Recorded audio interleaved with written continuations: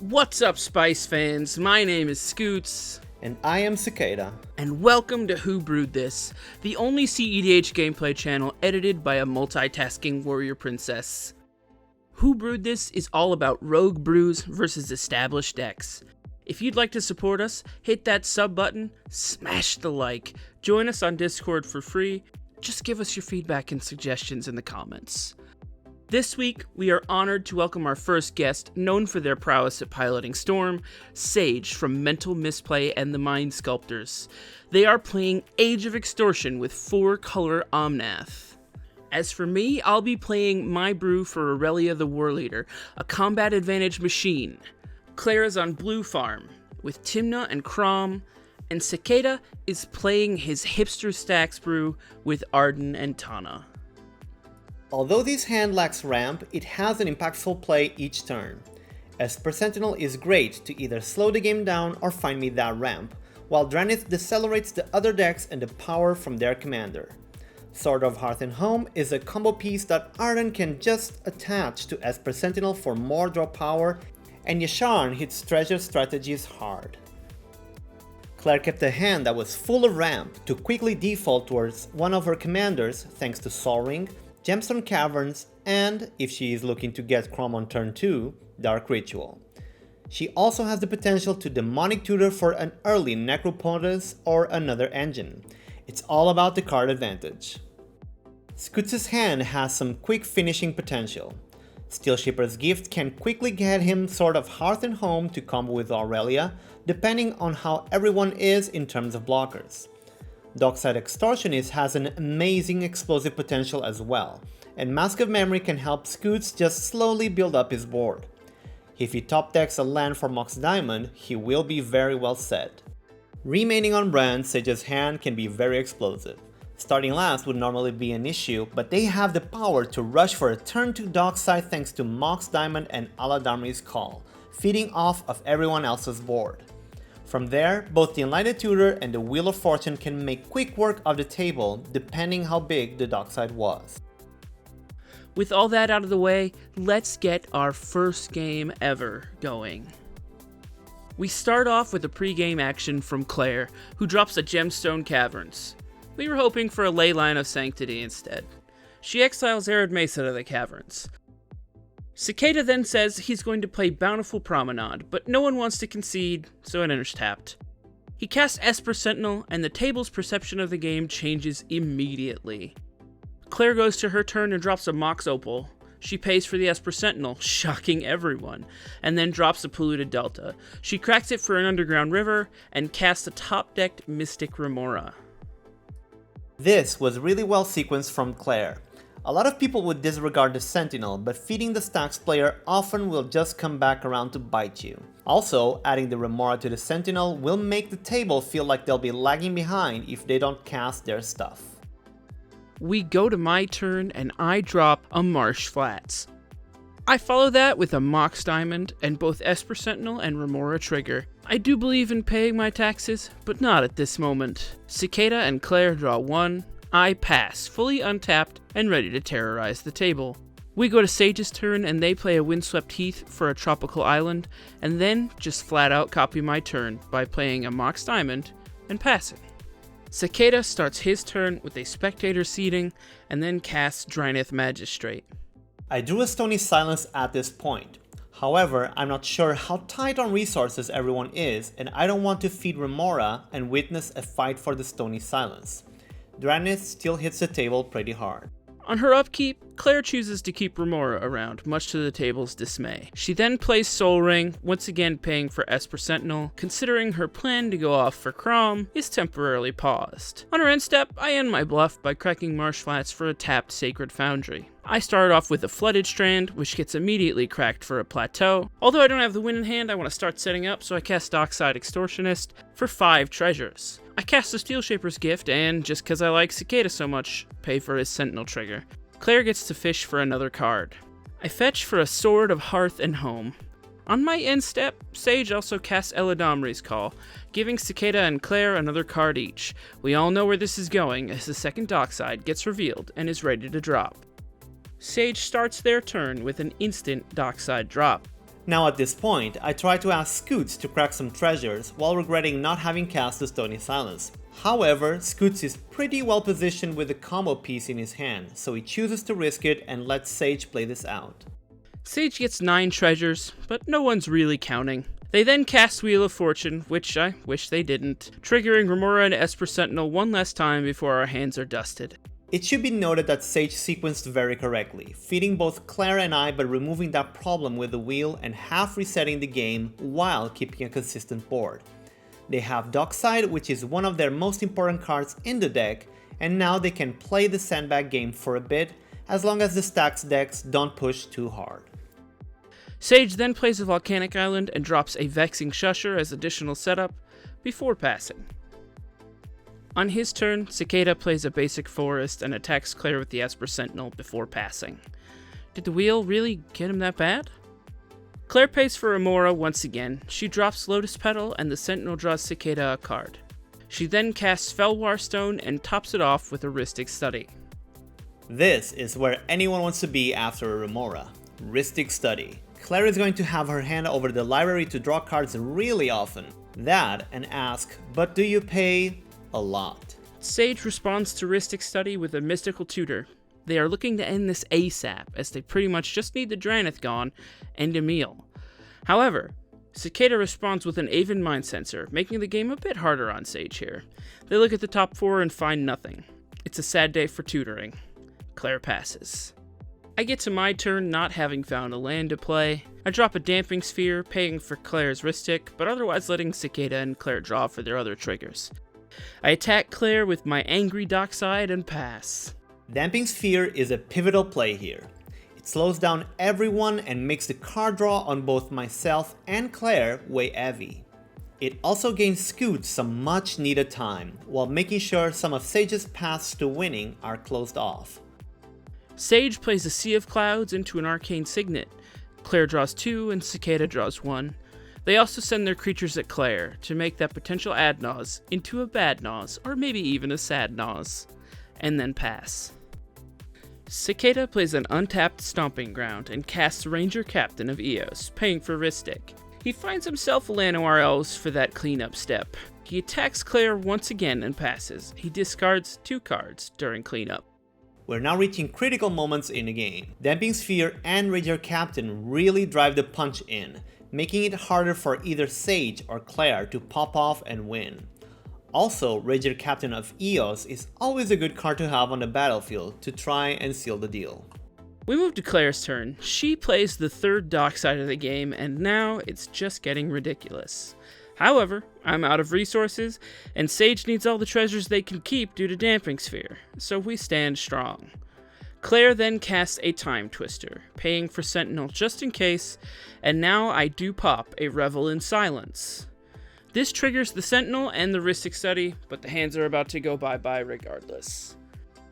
Not wanting to lose a chance to end the game here, Claire casts a Pact of Negation, paying extra mana due to the Damping Sphere. However, they miss out on the Vexing Shusher, and Sage preys on this opportunity to let the wheel go through while locking Claire out of casting more spells this turn. Everyone gets a fresh hand for the 2nd time, now with combo pieces back into the libraries. I play my first land in a couple turns, City of Brass, then I cast a Mask of Memory, and let both Cicada and Claire draw 1. I follow that up with a Robber of the Rich, and equip him with the Mask. Card Advantage City, here we go. Robber the Rich is sent at Sage's side since it's guaranteed to hit, and it exiles the Findhorn Elves. Mask of Memory also triggers before I pass my turn. Sage untaps and plays Mana Confluence. They cast Priest of Titania, paying for all triggers and dues before passing. Cicada's turn starts with the Savannah. He swings at Claire unrelentingly, as you should versus Adnaz, and then casts a Mana Crypt while paying for Rhystic. He ends the turn dropping an Arden. Still on his turn, Claire casts Ad Nauseam, paying for Esper Sentinel. Priority moves around, no one reacts to it. Could this be the end of all things? Thanks to the combination of table pressure and the taxing effects, Claire is not able to reveal a winning set. She definitely has a lot of good cards like Sevin's Reclamation, Vampiric Tutor, and Windfall, but any wrong move will have her time-walled or throwing resources onto the Damping Sphere. She is ultimately forced to stop at 8 life due to the looming threat of cards like Peer into the Abyss. It was still a pretty good way to sculpt. Claire starts the turn by choosing not to die and pays for the Pact of Negation. She considers her options, but, being pushed so hard into a corner, decides to add 2 blockers to the battlefield in a Sidisi's Faithful and Ragavan, as they trade favorably with a lot of the creatures on the battlefield. She goes to clean up and discards a bunch of cards, notably keeping Vampiric Tutor, Savine's Reclamation, and a Windfall. We go to my turn and I cast Oswald, the dude that likes to fiddle with benders. Claire draws from Rhystic Study. I send Robber the Rich at Sage, and he does actually do some robbing as he exiles Finale of Devastation. Sage is bummed out, but they do block with Priest of Titania to avoid the Mask's draw trigger, which is a bummer. I pass. Sage plays an untapped Steam Vents. They pass afterwards, and Cicada drops an Enlightened Tutor, drawing 1 for Claire. Sage promptly missteps the Enlightened Tutor, nipping that idea in the bud while also paying for the other draw triggers. At this point, the game is getting really grindy, and every draw counts. Each player is looking for a way to come out on top, although Sage is probably in the worst position as they needed the Mind Sensor gone or to have a lucky top deck win. However, the Damping Sphere also makes winging it a lot harder for everyone. Cicada starts his turn with a jolly old slap from the Mana Crypt. He thinks for a while and ends up casting Eternal Witness to get back the Enlightened Tutor. He forgets to attack Claire, who casts Vampiric Tutor to try and at least fix her next draw. Claire drops a Grim Hireling, fresh off the Vampiric Tutor. This is a pretty scary card, as it can unlock the table for 2 players and end the game. However, Claire still has the issue of the mana versus the Damping Sphere, and can safely pivot to win this turn. Claire passes to me and I don't find a land. Instead, I drop a Thalia, and Claire draws 1. I equip the Thalia with Mask of Memory as I don't have a relevant attack. Finally, I pass to Sage. Sage plays an untapped Breeding Pool and goes to end step. At this point, Cicada tries to abrade the Grim Hireling while paying for Rhystic. Now this is the moment Claire and I both discover Grim Hireling can't be activated at instant speed. My goal here was to try and force Claire to deal with the more annoying creatures fast. This would be Thalia and Mind Sensor. By doing this, I make sure Claire has less resources for my turn, and I also gain mana from Thalia being gone. Unfortunately, the Hireling can't be activated, which means I messed up. Even worse, Sage has a deflecting SWAT, and they're more than happy to pay for the extra costs to see the Mind Sensor get burned out of the table. We go to Cicada's turn, and he casts an Enlightened Tutor as his first spell, paying for Rhystic. He gets a Helm of the Host, which is actually fairly scary because of Arden allowing him to equip it to any creature on the board. He decides to try and check for interaction by sacrificing Ranger Captain of Eos. Claire has a Snap, which has to be used on the Arden here to avoid scarier things. She also pays for Esper Sentinel. No one else has more responses. Cicada plays a Grove of the Burn Willows. Snap was also a really good play. The goal was to attach Helm to Dockside, make a billion treasures, and then do the other plays I wanted to make. Now I have to play for Plan Z, which is not losing. I need to use the Eternal Witness I set up for this. Cicada casts Natural Order, sacrificing the Eternal Witness and giving Claire a card. We are afraid of him dropping Archon of Valor's Reach, but ironically, Grim Hireling is preventing this from being a plan. And so, he gets a Yasharn instead, fetching for a single plains so his hand isn't overcharged for Jeska's Will from Claire. He passes, having now locked out the treasures and the Hireling with 1 play. We go to Claire's turn and she tries to cast the Silence, drawing Cicada a card off of Esper Sentinel. Sage chooses to cast Swan Song targeting Silence and giving Cicada a card. Claire can't fight the Swan Song and gets a 2/2 Twitter burb. She plays Windswept Heath, which cannot be sacrificed, and passes. This might seem like a strange moment to pass, but Claire's plan involved getting rid of Yasharn. With Silence not resolving, she does not have the resources to fight the treasures from Sage and Scoots, while Thalia and Damping Sphere are on the board. She got rid of interaction for her next turn, so that will have to do. Still no landfall triggers or Oswald for me, so I cast a Fighter class instead. I allow Cicada to draw 1 from the Sentinel and pay for Claire's Rhystic Trigger before searching for a Sword of Fire and Ice. I swing at Sage with Thalia, drawing a few more cards. I drop a Snow-Covered Mountain and go to my end step. Sage starts their turn with a Mystical Tutor into a Path to Exile. We all know these boots were made for the pig to walk. They play a Wooded Foothills and pass, getting real close to the grub.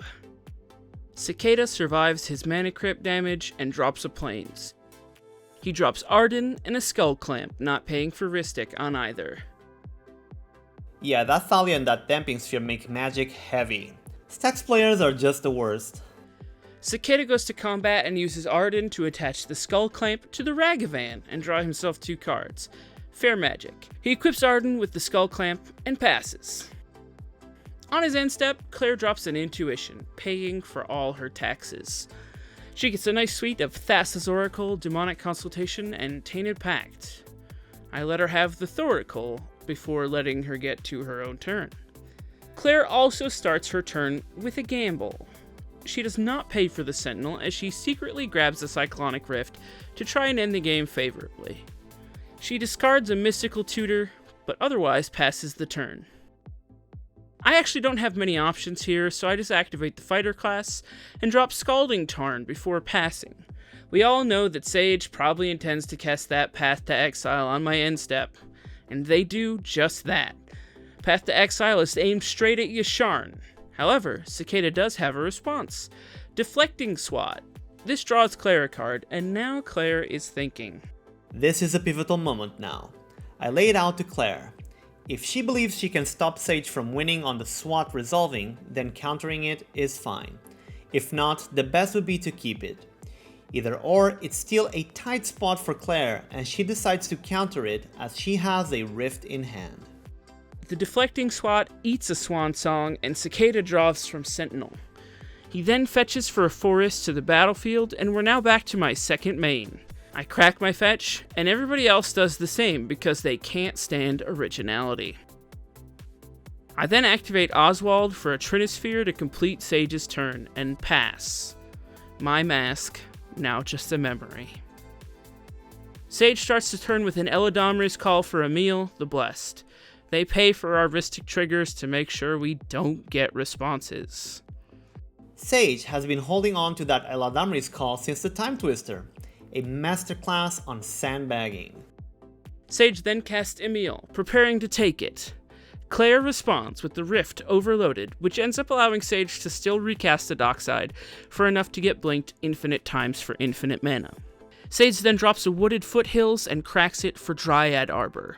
They cast Omnath, and now they can blink the Dryad Arbor 3 times to trigger Omnath, then blink Omnath and restart triggering the Elemental's abilities until the table dies.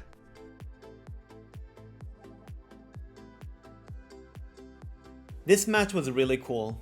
It did end up with a slight misplay on Claire's Rift, but we had been player for 3 hours, so we didn't actually see it until it was too late. Regardless, we were able to see a lot of each deck's potential. Aurelia threatened for an early win if not for the Will and the Dranith, and their taxing made the game hard for everyone else throughout, while slowly drawing cards. Blue Farm was a threat the entire game, and even when I was about to drop an Archon Lock and follow the turn after with Helm of the Host on the Archon to truly stop everyone else from winning, the Grim Hireling was there to stop me. Still, my deck pressured everyone with a strong board state and stacks, and had to be dealt with several times before Sage could win. And Sage has shown that, even if not seen very often, Omnath's color combination and access to the tutors that it needs for creatures was always a threat, and ended up taking the grub. Their patience and careful planning was a delight, and their win was very well won regardless of how things turned out at the end. This was a grindy game full of meaningful plays that ended up spanning for turns on end. The WhoBrewedThis team would like to congratulate Sage on their win during this premiere, and thank them for joining Claire, Cicada, and I. We also want to thank our watchers, all of you, and once again remind everyone that every like and subscribe will boost our channel's relevance and really help us get more stuff out there. We hope you enjoy the format, and we're hoping for all of your constructive criticism. Please leave a comment below, positive or otherwise. Until our next match, keep things spicy. This has been Who Brewed This. I'm Scoots. We're out.